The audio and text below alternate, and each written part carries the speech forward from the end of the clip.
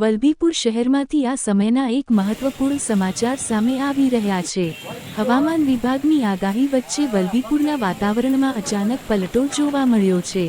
આજે વલભીપુરમાં તેજ પવનના ઝોકા સાથે હાઈવે રોડ પર ધૂળની ડમરીઓ ઉડતી જોવા મળી હતી, જેના કારણે વાહનચાલકોને ભારે મુશ્કેલીનો સામનો કરવો પડ્યો હતો। પરંતુ આ પલટો માત્ર મુસાફરો માટે જ નહીં, ખેડૂતો માટે પણ ચિંતાની લકીરો ખેંચી લાવ્યો છે।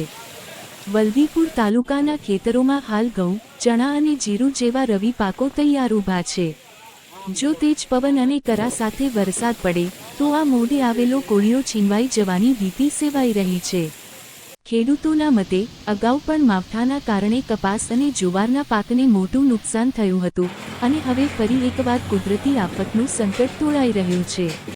હાલ તો જગતનો તાત સરકાર તરફ આશાભરી નજરે જોઈ રહ્યો છે કે જો નુકસાન થાય તો યોગ્ય સહાય મળે। હવે જોવાનું એ રહેશે કે આગામી દિવસોમાં મેઘરાજા મહેરબાન થાય છે કે પછી ખેડૂતોની મહેનત પર પાણી ફેરવે છે।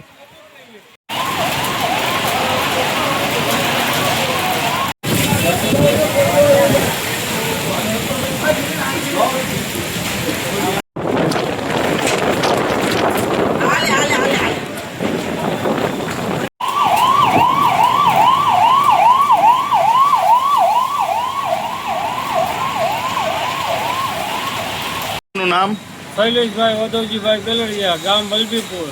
શૈલેષભાઈ, હાલમાં જે વલભીપુર રોડ પર તમે પસાર થયા છો, ક્યાં ગયા હતા ટ્રેક્ટર લઈને? હું મારા ખેતરમાં ગયો હતો અને સયાણા ઢગલા અને બધું પલ્લીન પાયમાલ થઈ ગયું છે ભાઈ। બધું પલ્લીન રાખ થઈ જવાનું છે। આવા કાળા ઉનાળે આવો વરસાદ પડ્યો માર્ચ મહિનામાં, ખેડૂતને પાયમાલ કરી દીધા છે। હવે શૈલેષભાઈ, કેટલા ચણા અને ઘઉં તમારે વાઢેલા એમના પડ્યા હતા, હલર લેવાનું બાકી હતું અને કેટલું નુકસાન છે?